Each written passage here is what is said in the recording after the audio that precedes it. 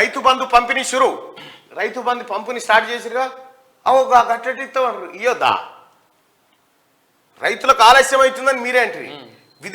కొత్త స్కీమ్ విధి విధానాలు తయారు కాలే. సరే ఇప్పుడు రైతులనైతే ఆదుకోరని చెప్పి పైసలు ఎత్తే అట్లా ఇయ్యొద్దట. అలా కడుపు మసులుతుంది. యాసంగికి సంబంధించి రైతు బంధు డబ్బులు రైతుల ఖాతాలో జమ కావడం మొదలైంది. మొదట ఎకరం భూమి ఉన్న రైతులకు 5,000 చొప్పున జమ చేస్తున్నారు. సీఎం రేవంత్ రెడ్డి సోమవారం వ్యవసాయ శాఖపై నిర్వహించిన సమీక్షలో రైతు బంధు సాయం పంపిణీపై ఆదేశాలు ఇచ్చిన సంగతి తెలిసిందే. ఏ ఒక్క రైతుకు ఇబ్బంది కలగకుండా వెంటనే పెట్టుబడి సాయం అందించాలని సూచించారు.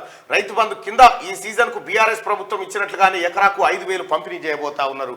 కొత్త స్కీమ్ విధి విధానాలు ఇంకా రూపకల్పన కాలేదు. అవి కాగానే అయితే ఇక్కడ వచ్చిన సమస్య ఏంటంటే రైతు బంధు చెట్లకు పుట్టలకు కాదు సార్ ఇవ్వాల్సింది. ఒరిజినల్ గా రైతులకు అందాలంటే 5 ఎకరాల లిమిట్ పెట్టన్నా 10 ఎకరాల లిమిట్ పెట్టన్నా ఎట్లా ఉండాలి, ఎంత ఉండాలి, ఏ రోజు ఇవ్వాలనే ఇంకా విధి విధానాలు రూపొందుతా ఉన్నాయి. రూపొందిన తర్వాత పూర్తిగా కాంగ్రెస్ పార్టీ ఇచ్చినటువంటి హామీని అమలు చేయబోతుంది. ఇప్పుడు కడుపు నొప్పి ఎందుకు మరి మీకు?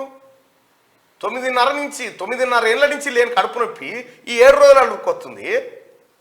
80% భూమి 10% మంది చేతిలోనే ఉంది. వాళ్ళకు రైతు బంధు అసలు వ్యక్తులకు రావాలి కదా, పేదలకు రావాలి కదా.